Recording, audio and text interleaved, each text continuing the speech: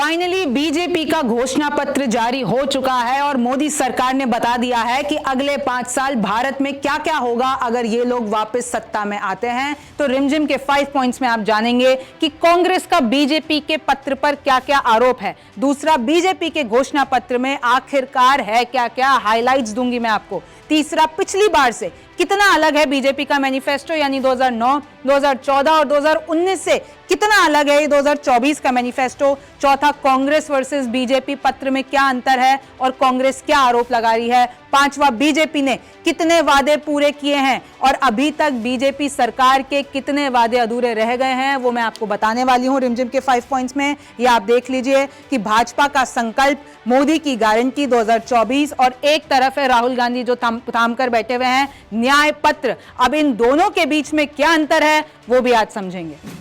सबसे पहला पॉइंट है कि जैसे ही बीजेपी का मैनिफेस्टो आया तो कैसे विपक्ष ने यानी कांग्रेस ने कैसे उन पर प्रहार करना शुरू कर दिया। ये देखिए, राहुल गांधी का पोस्ट है कि भाजपा के मैनिफेस्टो और नरेंद्र मोदी के भाषण से 2 शब्द गायब हैं, महंगाई और बेरोजगारी। लोगों के जीवन से जुड़े सबसे अहम मुद्दों पर भाजपा चर्चा तक नहीं करना चाहती। इंडिया का प्लान बिल्कुल स्पष्ट है, 30 लाख पदों पर भर्ती और हर शिक्षित युवा को 1 लाख की पक्की नौकरी। युवा इस बार मोदी के झांसे में नहीं आने वाला, अब वो कांग्रेस का हाथ मजबूत कर देश में रोजगार की क्रांति लाएगा, ये राहुल गांधी कह रहे हैं। इसके साथ आप ये भी देख लीजिए कि प्रेस कॉन्फ्रेंस करके कांग्रेस ने बीजेपी के इस मैनिफेस्टो पर क्या क्या आरोप लगाए हैं। न महंगाई का कोई सलूशन दिया है, न नौकरी का कोई सलूशन दिया है, न महिला सम्मान पे बात करी है, न बात करी है किसान की, न बात करी है युवा की, न बात करी है चीन के अतिक्रमण की, और आंखें मूंद ली है जो शहादत हो रही है जम्मू कश्मीर में और उसकी जगह बरगलाया जा रहा है।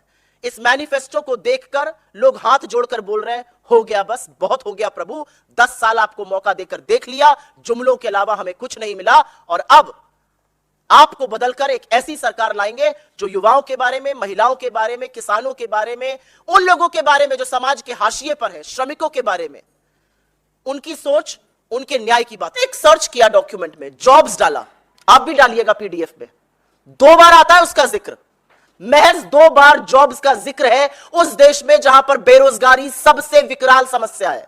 कंपेयर करिए हमारे मैनिफेस्टो से, हम 30 लाख सरकारी नौकरियों की बात करते हैं, हम 1 साल के लिए ग्रेजुएट और डिग्री होल्डर्स को स्टाइपेंड देने की बात करते हैं 1 लाख रुपए का। बीजेपी में 2 बार जॉब्स का जिक्र है और थेथरे यह है कि लिखा जा रहा है खाली रिक्त पद भरे जाएंगे सरकारी। तो 10 साल से झुंझुना क्यों बजा रहे थे, क्यों रहने दिया ये खाली रिक्त पद? पता है आपको ये रिक्त पद कहां है, कब भरेंगे?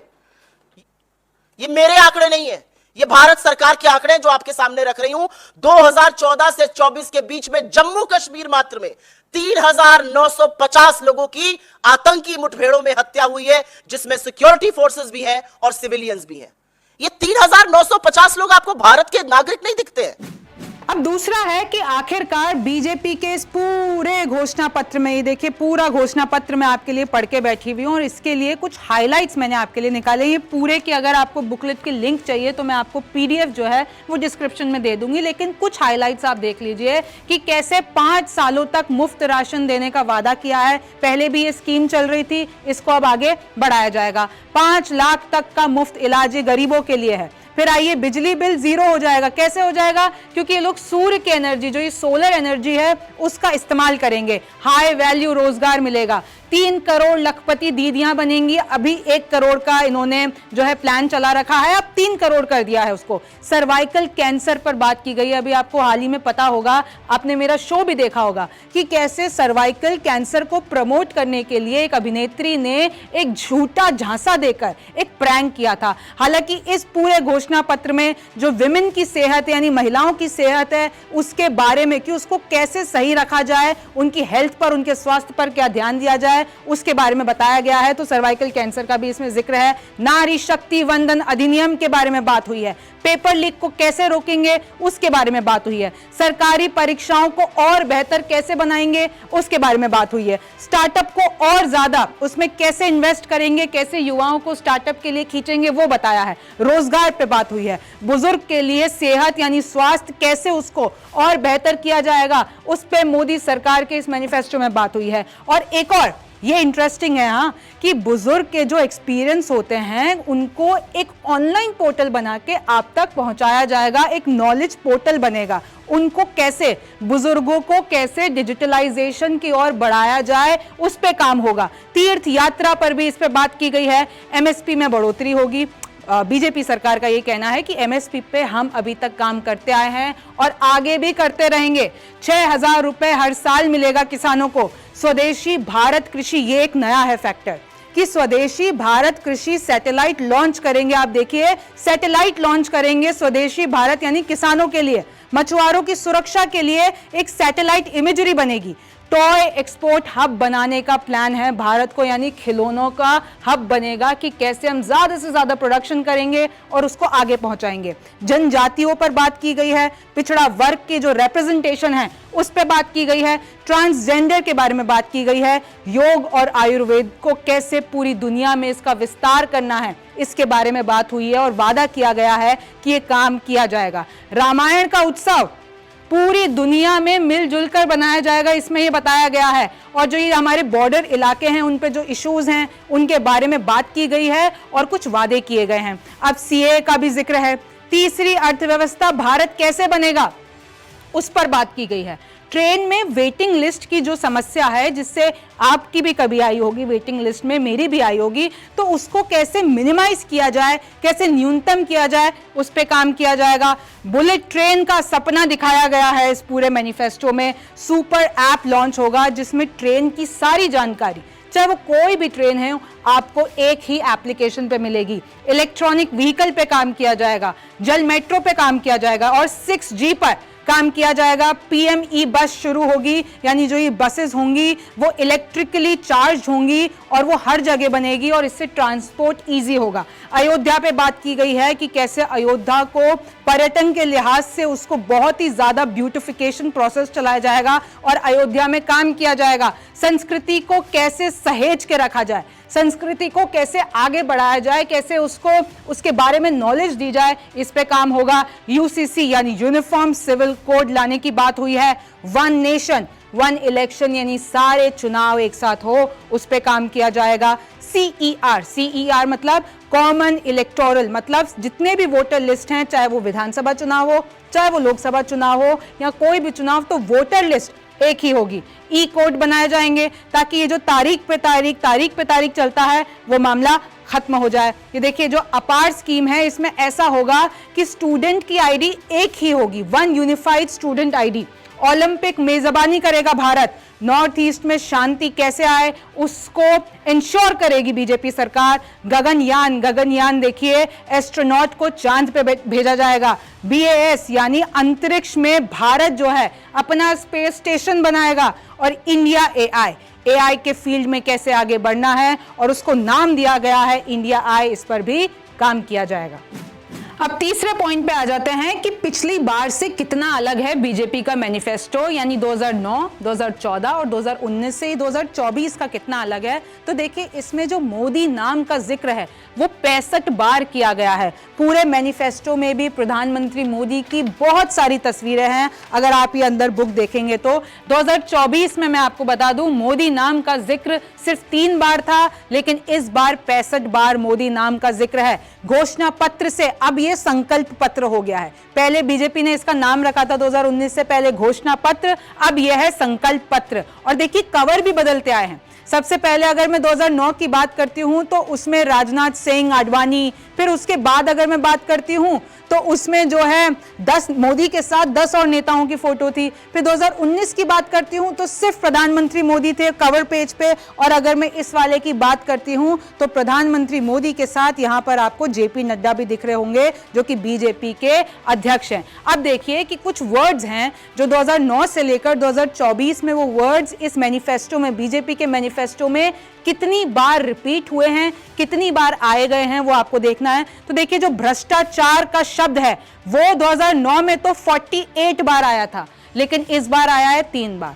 आतंकवाद का 2009 में 11 बार आया था, लेकिन इस बार 2024 के में आया है 9 बार। देखिए 2009 से लेकर 2024 तक बहुत कुछ बदला है और मैं आपको वर्ड वाइज बताती जा रही हूं। विकास जो शब्द है वो 2009 में 248 बार लिया गया था, लेकिन इस बार सिर्फ 51 बार लिया गया है। अर्थव्यवस्था 156 जो 2009 में लिया गया था मैनिफेस्टो में जो वर्ड्स आए थे ये, और अब 10 बार आए। संविधान को जो है, संविधान को 78 बार मेंशन किया गया था 2009 के मैनिफेस्टो में और इस बार सिर्फ 3 बार। महंगाई को 2009 में 6 बार मेंशन किया गया था और इस बार 1। ऐसे ही शिक्षा को जो 2009 में 127 बार मेंशन किया गया था और इस बार 2024 में सिर्फ 29 टाइम्स। रोजगार की बात करते हैं, 26 बार 2009 में बोला गया था और इस मैनिफेस्टो में 30 बार लिया गया है। मोदी शब्द 2009 में 0 और इस बार 65। और ज्ञान मतलब गरीब, युवा, नारी और इन सब का जो जिक्र है वो 2009 में 78 बार हुआ था और इस बार हुआ है 116 बार। अब चौथा है कि कांग्रेस और बीजेपी के मैनिफेस्टो में क्या अंतर है। तो देखिए, आज मैंने आपको बीजेपी मैनिफेस्टो के बारे में बताया, मैंने ऐसा सेम शो कांग्रेस मैनिफेस्टो पे भी किया था, उसकी लिंक मैं आपको दे दूंगी। लेकिन कांग्रेस ने एक ग्राफिक पब्लिश किया है और उसमें कांग्रेस का ये दावा है कि कांग्रेस का न्याय पत्र में ये सारी चीजें हैं, लेकिन इन किसी का भी जिक्र बीजेपी के जुमला पत्र में नहीं है। जो कांग्रेस है वो कह रही है संकल्प पत्र नहीं है, बीजेपी का जुमला पत्र है। तो देखिए, सरकारी नौकरी कांग्रेस ने बोला 30 लाख, बीजेपी में कोई जिक्र नहीं। एमएसपी कानूनी गारंटी देंगे, कांग्रेस के न्याय पत्र में है, इधर कोई जिक्र नहीं। नारी न्याय में महिलाओं को हर साल 1 लाख, सरकारी नौकरी में महिलाओं को 50% आरक्षण, और इनका कहना है कि बीजेपी के इसमें कुछ नहीं है। लेकिन मैं आपको बता दूं, बीजेपी के मैनिफेस्टो में ये जो 1 लाख की तो लखपति दीदी जो योजना है वो बीजेपी ने बताई है। सरकारी नौकरी में महिलाओं को 50% आरक्षण, तो जो ये अधिनियम लाने वाली है वो भी बीजेपी है। कौन सा? नारी वंदन अधिनियम बीजेपी लाने वाली है। खैर, आगे बढ़ते हैं। महंगाई, दाम को नियंत्रित करेंगे, ये कांग्रेस का कहना है, लेकिन बीजेपी के इसमें कोई जिक्र नहीं। मणिपुर पर शांति स्थापित करेंगे, लेकिन बीजेपी के मैनिफेस्टो में कोई जिक्र नहीं। लेकिन यहां पर भी मैं आपको बता देती हूं कि चाहे बीजेपी मैनिफेस्टो में स्पेशली मणिपुर का नाम नहीं लिया गया हो, लेकिन यह तो कहा गया है कि नॉर्थ ईस्ट राज्यों में, सभी राज्यों में शांति स्थापित होगी, क्योंकि सिर्फ मणिपुर नहीं है जो जल रहा है। नॉर्थ ईस्टर्न स्टेट्स में सारे ऐसे राज्य हैं जहां पर कहीं ना कहीं कोई वायलेंस की घटना सामने आई जाती है। लद्दाख के बारे में जो है न्याय पत्र में, कांग्रेस के न्याय पत्र में कहा गया, जनजातीय क्षेत्र संविधान के 6ठे शेड्यूल में होंगे शामिल, यानी लद्दाख को ये दर्जा दिया जाएगा। और जो फुंगसुक वांगडू है, मतलब मैं आपको बता दूं सोनम वांगचुक, वो उनका 3 इडियट्स वाला नाम था। तो जो सोनम वांगचुक है उन्होंने भूख हड़ताल की थी और इसके लिए कांग्रेस ने अपने न्याय पत्र में कहा था कि अगर हम आ गए सत्ता में तो ये मांग पूरी करेंगे, लेकिन इसका बीजेपी के पत्र में कोई जिक्र नहीं। स्वास्थ्य, 25 लाख का हेल्थ इंश्योरेंस देंगे, कांग्रेस का कहना है, इधर कोई जिक्र नहीं। लेकिन मैं आपको बता दूं कि स्वास्थ्य के नाम पर बीजेपी ने और कई वादे किए हैं। किसान के कर्ज माफ होगा और इधर कोई जिक्र नहीं। कांग्रेस के लिए कर्ज माफ करेंगे और इधर कोई जिक्र नहीं। जातीय जनगणना कांग्रेस कराएगी, लेकिन बीजेपी का इस पे स्टैंड क्लियर है कि जाति जनगणना बीजेपी नहीं करवाएगी। अब पांचवा है कि आखिरकार बीजेपी ने कितने वादे पूरे किए हैं। तो देखिए, अगर हम कुछ मेन मुद्दों को बताएं जो हर बार उठाए जाते हैं बीजेपी की तरफ से, राम मंदिर का मुद्दा पूरा हो गया है, प्रभु श्री राम रामलला अयोध्या में आ चुके हैं। 370 बीजेपी ने कश्मीर से हटा दिया है। 3 तलाक का वादा किया था वो भी हटा दिया है। CAA लाएंगे और वो भी आ गया है। महिला आरक्षण देंगे, ये भी बीजेपी ले आई है। फ्रेजाइल 5 से निकले, मतलब पहले इसमें बीजेपी के मैनिफेस्टो में भी ये कहा गया है कि पहले भारत फ्रेजाइल 5 में जो है इकोनॉमी जो हमारी है भारत की, वो कंसिडर की जाती थी, लेकिन अब हम 5वें नंबर पर आ गए हैं अर्थव्यवस्था के मामले में। तो बीजेपी ने ये वादे तो पूरे कर दिए, लेकिन कुछ वादे हैं जो अभी अधूरे हैं, जैसे NRC, UCC, गंगा सफाई अभियान। मैं आपको बता दूं कि जब RTI की गई और पूछा गया कि इस अभियान का, आपको याद होगा 2014 में मोदी जी ने कहा था कि गंगा को साफ करवाएंगे, तो RTI में ये पता चला कि अभी तक जो उसके लिए पैसे अलग किए गए थे उस पे कुछ काम ही नहीं हुआ है, वो पैसे खर्च ही नहीं हो पाए इस अभियान के लिए। और एक जो कमेटी बनाई थी उसकी आज तक 6 सालों में सिर्फ 1 मीटिंग हुई है, तो ये वादा अधूरा है। गरीबों को पक्के मकान देंगे। देखिए, निर्मला सीतारमन ने अपनी बजट स्पीच स्पीच में ये कहा था कि ये जो हमारी योजना है गरीबों को पक्के मकान देने की, अभी भी 2 करोड़ लोग इस योजना से बचे हुए हैं और तकरीबन 2.5 करोड़ जो हैं हमने गरीबों के लिए मकान बना दिए हैं। अच्छा, बीजेपी ने यह भी वादा किया था कि $5 ट्रिलियन इकोनॉमी, लेकिन अभी इस वक्त कितनी है? 3.7। तो अभी भी ये वादे रहते हैं। अब मैं आपको बताती हूं कि एक सर्वे हाल ही में जो आया था CSDS का प्री पोल सर्वे। अब देखिए, आपने ये तो देख लिया कि कांग्रेस कौन सा मुद्दा उठा रही है, बीजेपी कौन सा मुद्दा उठा रही है, लेकिन ये जो CSDS प्री पोल सर्वे आया था उसमें यह पता चला कि लोग ये सोचते हैं कि इस बार किन मुद्दों पर चुनाव लड़ा जाएगा। नए सर्वे में सामने आए असली मुद्दे, तो सबसे ऊपर आया बेरोजगारी 27%, महंगाई 23%, विकास 13%, भ्रष्टाचार 8%, राम मंदिर महज 8%, हिंदुत्व 2%, भारत की विदेश में छवि 2%, आरक्षण 2%, कुछ और जो है मुद्दे जो अलग अलग वो 9%, और कुछ का ये कहना था कि हमको नहीं पता। तो आप ये देख सकते हैं कि कैसे बेरोजगारी और महंगाई सबसे बड़ा मुद्दा है जिस पे लोग कह रहे हैं कि हम वोट देंगे। और कांग्रेस भी ये कह रही है कि आपने बेरोजगारी और महंगाई पे बात ही नहीं की अपने बीजेपी मैनिफेस्टो में। लेकिन इन दोनों के बारे में बात प्रधानमंत्री मोदी के चाहे मैनिफेस्टो में नहीं हो, लेकिन कांग्रेस के मैनिफेस्टो में थी, और उसका लिंक आपके डिस्क्रिप्शन में है। 2014 का जो इनका मैनिफेस्टो था, उसका पेज नंबर 5 पे एक वादा किया था कि स्पेशल टास्क फोर्स बना के काला धन वापस लाएंगे। हुआ क्या? इलेक्टोरल बॉन्ड आ गए। मैं सिर्फ आपको 3-4 उदाहरण दूंगा, हमारे रिसर्च के जो चेयरमैन हैं वो उस पर ज्यादा खुलासा करेंगे। पेज नंबर 6 पे क्या लिखा था कि जो गिरती हुई करेंसी है उसकी कीमत को सुधारेंगे। आज क्या हुआ? $83 पार हो गया। पेज नंबर 8, नॉर्थ ईस्ट में कानून व्यवस्था को मजबूत करेंगे। अब मणिपुर में तो साहब न जा पाते हैं, न मणिपुर पे एक शब्द बोल पाते हैं। ये है हकीकत, ये है असलियत। पेज नंबर 15, 100 जिलों की स्पेशल पैकेज से गरीबी दूर करेंगे। हंगर इंडेक्स में आप आंकड़ा देखेंगे, आपको समझ में आ जाएगा कितनी गरीबी दूर हुई। पेज नंबर 18, 100 नए स्मार्ट सिटीज बनाएंगे। हुआ क्या? चीन हमारे भीतर घुस के कुछ स्मार्ट विलेजेस बना के जा। शो खत्म करूं उससे पहले आप सबसे ये अपील है, देखिए वोट करने से पहले ये मैनिफेस्टो पढ़ना आप लोगों के लिए बहुत ज़रूरी है, चाहे वो बीजेपी का हो, चाहे वो कांग्रेस का हो, चाहे वो किसी भी पार्टी का हो। आपको, मुझे पता है कि ये बहुत लंबी लंबी बुक्स होती हैं, इसमें बहुत सारे शब्द होते हैं, लेकिन इस मैनिफेस्टो से ये क्लियर होता है कि भारत में आगे आने वाले सालों में आखिरकार क्या होने वाला है। चाहे कोई भी सरकार सत्ता में आती है तो ये पूरा का पूरा ब्लूप्रिंट आपके सामने है, तो आपको ये पढ़ना ही चाहिए। और दोनों जो आपको PDF है मैं आपको डिस्क्रिप्शन में दूंगी, तो विस्तार से आप पढ़ सकते हैं। बाकी की जानकारी के लिए आप न्यूज़ 24 देखते रहिए, रिमझिम के 5 पॉइंट्स देखते रहिए। मैं हूं रिमझिम जेठानी, फिर मुलाकात होगी।